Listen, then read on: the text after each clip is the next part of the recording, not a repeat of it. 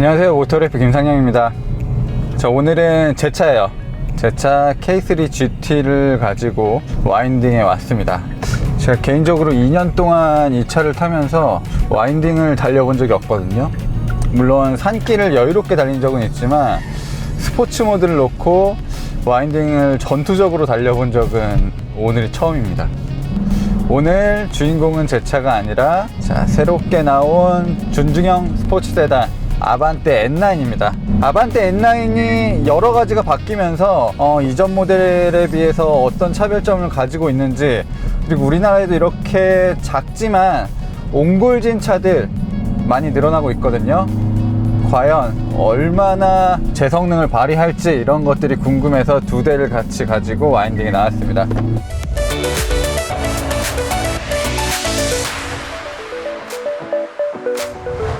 2천만원대라는 가격대에서 가장 좋은 성능을 발휘하는 두 대의 자동차입니다. 하지만 아반떼는 이미 세대 교체를 하면서 제가 타고 있는 K3 GT보다 나은 점들이 몇 가지 있어요. 과연 그렇게 발전한 부분들이 현실적으로 다가오는지 이런 것들도 살펴보도록 할게요. 제가 타고 있는 K3 GT는 썬루프 옵션과 미쉐린 PS4 타이어도 빠져 있습니다. 2년 전에 샀을 때 가격이 2,700만원 정도 됐어요. 1.6 터보 엔진과 7단 DCT 변속기가 조합이 되어 있고 최고 출력은 204마력, 최대 토크는 27kgm의 성능을 발휘합니다. 애초에 이 세그먼트의 자동차들이 그렇게 크고 무거운 편이 아니다 보니까 200마력 정도의 출력은 굉장히 차고 넘치게 느껴집니다. 그런데 이 가상 사운드 시스템이 날로 발전을 하고 있지만 너무 가짜 같죠, 소리가. 일상주행에서는 크게 부족함을 느끼지 못했는데 이렇게 와인딩에 와서 차를 조금 격하게 몰아보니까 제가 옵션으로 선택하지 않았던 타이어 부분에서 살짝 아쉬움이 느껴지고요. 그리고 기본으로 적용되어 있는 타이어가 조용하지도 않고 승차감이 좋은 편도 아니거든요. 어정쩡한 타이어가 끼워져 있는데 지금 와인딩을 달리니까 그런 부분들이 더 아쉽게 느껴집니다. 브레이크 시스템 튜닝을 하시는 분들도 많은데 서킷이면 모르겠지만 이런 와인딩에서도 기본 장착되는 브레이크도 일단은 크게 아쉬운 부분은 없어요. 하지만 이렇게 빠른 속도로 내리막을 계속 내려오는 이 다운힐에서는 확실히 브레이크가 조금 더 강하게 차를 잡아줬으면 하는 느낌도 있고요. 하지만 브레이크 페달을 밟는 감각, 그리고 그것에 따라 입력되는 값들은 굉장히 설정을 잘 해놓은 것 같습니다. 그리고 K3 GT는 뒤가 잘린 해치백이 아니라 뒤가 어떻게 보면 위로 더 솟은 외건에 가까운 모델이에요. 그래서 뒤가 가볍지가 않거든요. 그래서 해치백에 비해서 뒤가 좀 무거운 편입니다. 조금 더 안정적으로 리어 그립이 형성되는 것 같고 무게 밸런스도 꽤 잘 잡혀 있어요. 그래서 급격하게 방향을 틀 때도 앞머리와 이 꼬리 부분이 잘 따라옵니다. 효율적인 측면에서는 우수한 모습을 보여주기도 했는데 와인딩에 오니까 재가속이 필요한 시점, 속도를 줄였다가 다시 오르막을 오르는 시점에서는 엄청나게 기민하게 움직이진 않습니다. 이 스포츠 모드라는 게 조금 더 똑똑하면 좋을 것 같아요. 지금도 변속 반응이 느려요. 그리고 속도를 줄이고 재가속을 할 때는 엔진 회전수를 조금 더 높게 사용해주면 좋을 것 같은데 높아진 기어를 스스로 적극적으로 낮추진 않습니다. 이미 높여놓은 기어는 계속 그 상태가 유지가 돼요. 여기서 브레이크 밟을 때 2단으로 딱 내려주면 좋을 것 같은데 제가 수동 변속을 하게끔 만듭니다.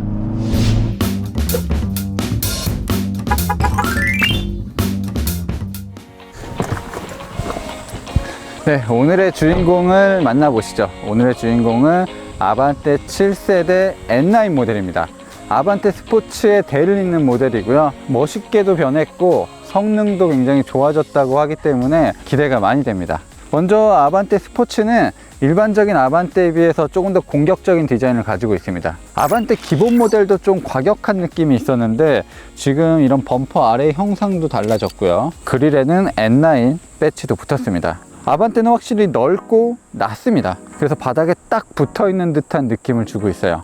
이게 보닛이 굉장히 높아요. 이 범퍼가 시작되는 부분이 생각보다 높거든요. 작은 차지만. 그래서 살짝 껑충한 느낌도 어느 정도 가지고 있습니다.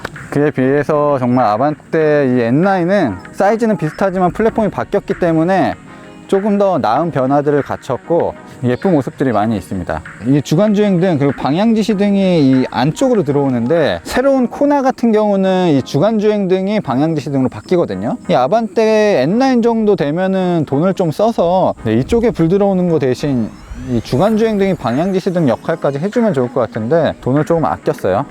동일한 출력을 가지고 있지만 더 진화된 엔진이 적용되어 있습니다. 일단 한눈에 봐도 달라진 부분들이 많이 있죠. 일단 이 엔진 자체도 다르고 이 실내 레이아웃도 조금씩 다릅니다. 배터리도 더 깊숙하게 들어가 있고 ECU도 바깥으로 빠져나와 있고요. 그리고 이 엔진 같은 경우도 위에 뭔가 이렇게 덕지덕지 붙었죠. 엔진 자체가 조금 더 높게 있잖아요. K3 GT는 굉장히 간소하게 엔진이 딱 붙어 있는데, 아반떼 N9 같은 경우는 이쪽에 부품들이 새롭게 들어갔습니다. 엔진이 누워있는 각도 이런 것들은 달라지지 않았고, 이 위쪽에 밸브를 컨트롤할 수 있는 CVVD 시스템이 적용이 되어 있습니다. 그래서 최고 출력은 같지만 그 상황에서 전달해주는 출력은 느낌이 많이 다를 것 같습니다.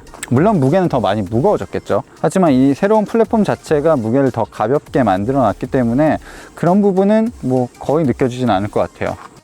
옆에도 이렇게 배지가 붙었고요. 새로운 디자인의 18인치 휠도 적용됐습니다. K3 GT도 18인치 휠인데 이 두 차의 차이가 있다면 타이어 크기가 아반떼 스포츠가 조금 더 커요. 지금 23540 18인치 타이어가 적용되어 있습니다. 네, 그리고 한국 타이어에 벤투스 S1 AS 타이어가 적용이 되어 있고요. 브레이크 시스템 이런 것들은 달라지지 않았어요. 단지 타이어 면적이 조금 더 넓어졌습니다. 옆에 이런 사이드 스커트도 이렇게 멋을 한번 낸 부분도 있고요. 그리고 고성능 이미지를 강조하기 위해서 이 사이드 스커트 그리고 윈도우 라인, 아웃사이드 미러는 이렇게 검게 마감을 했습니다. 기존에는 플라스틱 질감이 그대로 느껴지는 거칠거칠한 표면이었는데 이렇게 하이그로시를 주니까 조금 더 고급스럽고 강렬한 느낌도 듭니다. 이렇게 새롭게 추가된 부분들은 전부 검게 마무리가 됐다고 생각하시면 돼요. 이 리어 스포일러도 확실히 더 돋아났죠. 일반 모델도 이게 살짝 끝이 올라갔었는데 지금은 더 확실하게 스포일러가 적용이 되어 있습니다. 근데 여기가 그냥 이렇게 삼각형으로 되어 있는데 아마 아반떼 N9에는 이쪽에 불이 들어오지 않을까라는 생각이 조심스럽게 들고요. 머플러는 이 한쪽으로 두 개가 놓여져 있습니다. 네, 이렇게 보니까 제 차가 살짝 오징어가 된 것 같은 느낌도 드는데 대신 제 차는 머플러가 양쪽으로 이렇게 나와 있다고요. 훨씬 더 공격적으로. 네, 그리고 이렇게 램프 단차도 있고요. 굉장히 멋있죠. 저거를 뭐 트렁크 닫을 때 유격을 주기 위해서 뭐 이렇게 단차를 뒀다 하시는 분도 있는데 그거 다 헛소리입니다. 이건 잘못 만든 거예요.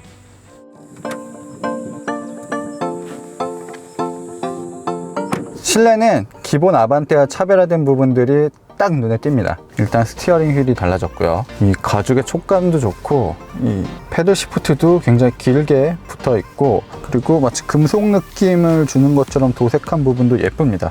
이 잡는 느낌도 좋고요. 그리고 기어 레버가 벨로스터 N에 들어가는 기어 레버가 적용이 되어 있고요. M 마크가 딱 새겨져 있으니까 중립에 놔야겠죠. N에다가. 헛소리 하지마 임마.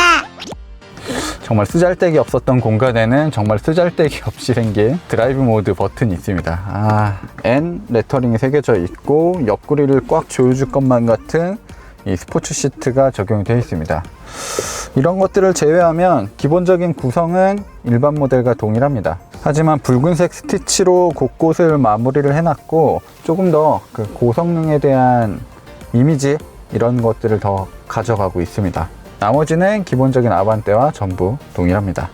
네, 그리고 일반 모델에 비해서 길이가 조금 길어졌는데 그거는 범퍼의 디자인 이런 부분에 있어서 변화가 있었고요. 실내 공간에 대한 변화, 뭐 뒷좌석이나 트렁크 공간이 조금 더 늘거나 하진 않았습니다. 이런 부분은 전부 동일해요.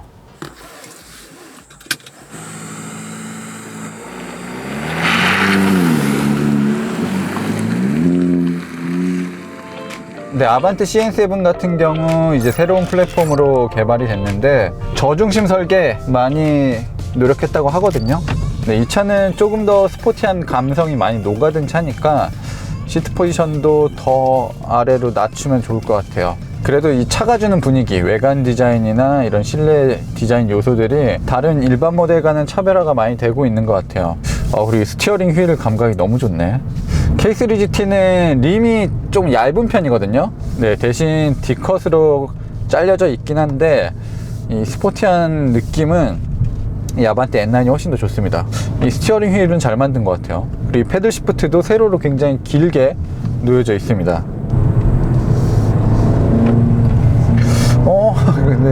근데 이거 차이가 많네. 뭐 내 차에 문제가 있나 지금? 왜 이렇게 훨씬 더 경쾌하네요.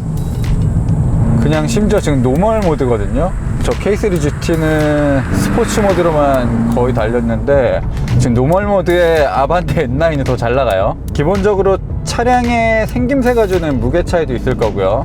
그리고 새로운 플랫폼이 무게 감량도 있었기 때문에 지금 이 신형 아반떼 N9이 훨씬 더 경쾌합니다.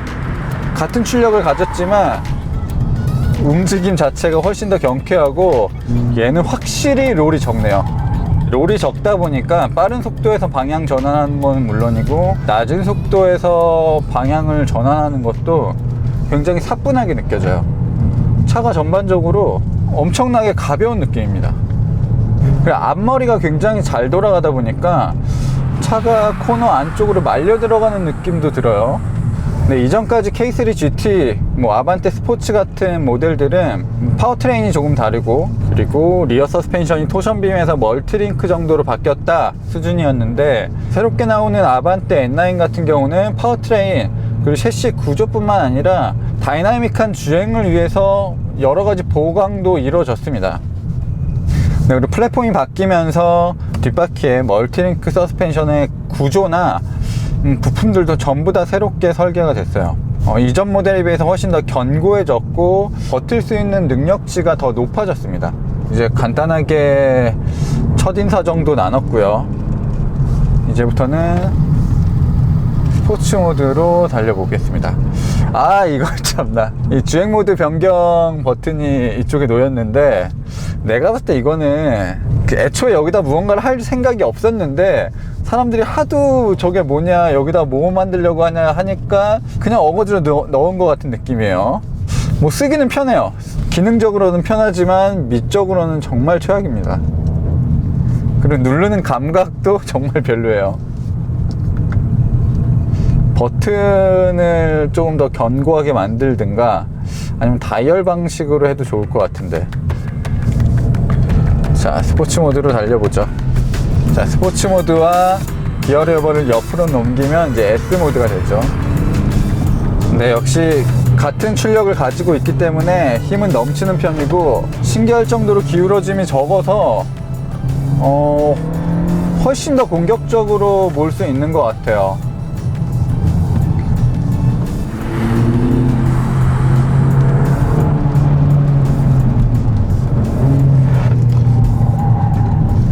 그리고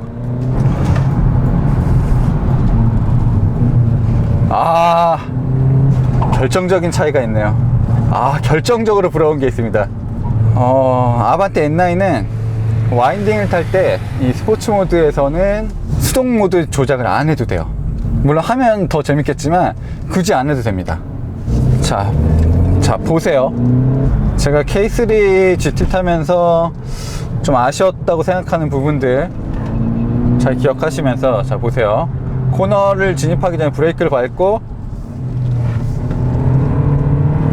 속도를 높여서 코너를 탈출할 때 아반떼 N9은 다르죠. 지금 3단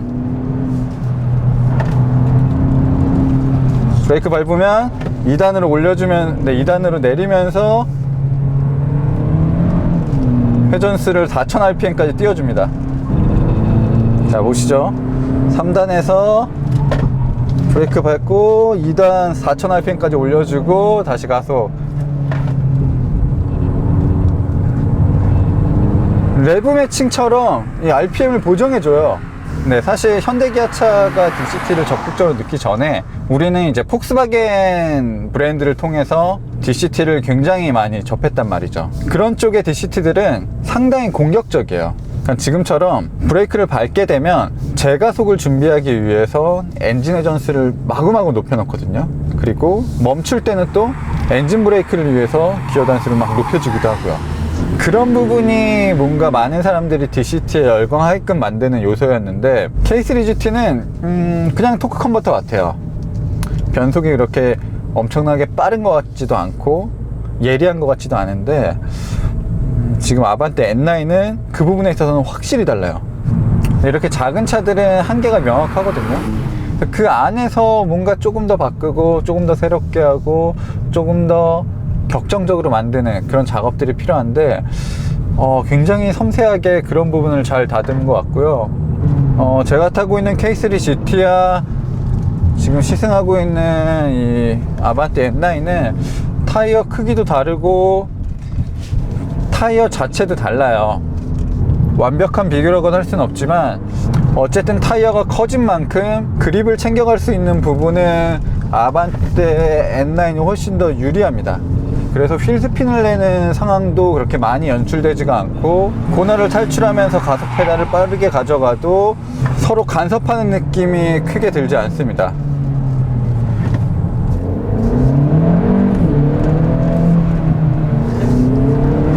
와, 2단에서 밀어주는 펀치력이 굉장히 좋고 6000rpm 정도까지 쓰면서 몰아붙이는 느낌이 상당히 역동적으로 느껴집니다. 아, 근데 바퀴가 많이 말리는구나. 요즘 유행하는 ELSD 같은 게 들어가면 좋을 것 같아요. 전자장비를 꺼야 훨씬 더 깔끔하게 주행이 가능할 것 같습니다. 간섭이 많은 편이네요.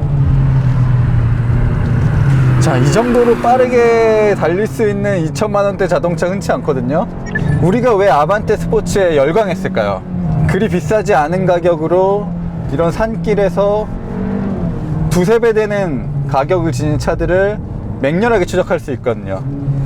근데 사실 이런 와인딩 모드에서는 적당한 출력만 있으면 돼요. 나머지는 간 튜닝이 다 알아서 해주기 때문에 엄청난 격차를 줄여주는 모습도 보여주는데, 물론 서킷 가면 차이가 많이 나겠지만 이 아반떼 N9 같은 경우도 어느 정도의 셰시 보강만 이루어진다면 서킷에서도 어마어마하게 좋은 성능을 발휘할 것 같습니다. 근데 물론 현대차가 이 아반떼 스포츠 처음 내놓고 원메이크 대회 진행하면서 보완했었던 부분들도 상당히 많거든요. 여러 가지 문제점들을 원메이크 대회를 열면서 개최하면서 보강을 많이 했었는데, 이 N9도 확실히 그런 데이터를 기반으로 해서 만들어져서 그런지 훨씬 더 성숙한 느낌이 듭니다.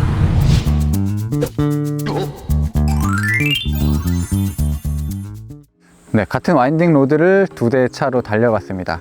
이 N9 GT 모델들은 고성능을 표방하는 자동차잖아요. 그래서 그런 부분에 대한 노력들도 많이 담겨져 있었습니다. 저는 무엇보다 그런 시도들이 굉장히 좋았어요.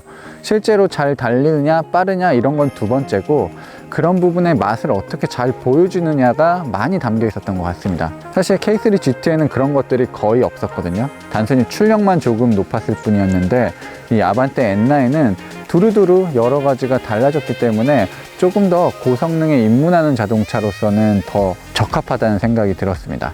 네, 운전자, 소비자의 니즈와 제조사가 보여줄 수 있는 의도, 이런 것들이 굉장히 잘 맞아 떨어진 자동차인 것 같습니다. 물론 벨로스터 N DCT도 굉장히 좋았지만 가격이 살짝 높잖아요. 그 차보다는 훨씬 더 접근성이 좋고 일상적인 주행에서도 스트레스 받지 않고 편안하게 달릴 수 있는 느낌도 좋았고요. 그리고 우리나라 사람들은 어쨌든 해치백보다는 세단을 좋아하잖아요. 두루두루 많은 소비자들에게 만족도를 줄 수 있는 자동차라는 생각이 들었습니다. 네, 이렇게 N9을 재밌게 즐겨보니까 확실히 N 모델도 기대가 많이 되고요. 생태계를 건강하게 유지하기 위해서는 이렇게 밑받침되는 차들이 탄탄해야 됩니다. 그래서 앞으로 이런 식으로 재미난 소형차들, 접근성이 쉬운 소형차가 많아진다면 조금 더 이 현대차라는 회사가 탄탄하게 기반을 잡을 수 있을 것 같습니다. 네, 저는 모터래프 김상영이었고요. 다음에 더 재미있는 차들로 여러분들 찾아뵙도록 하겠습니다.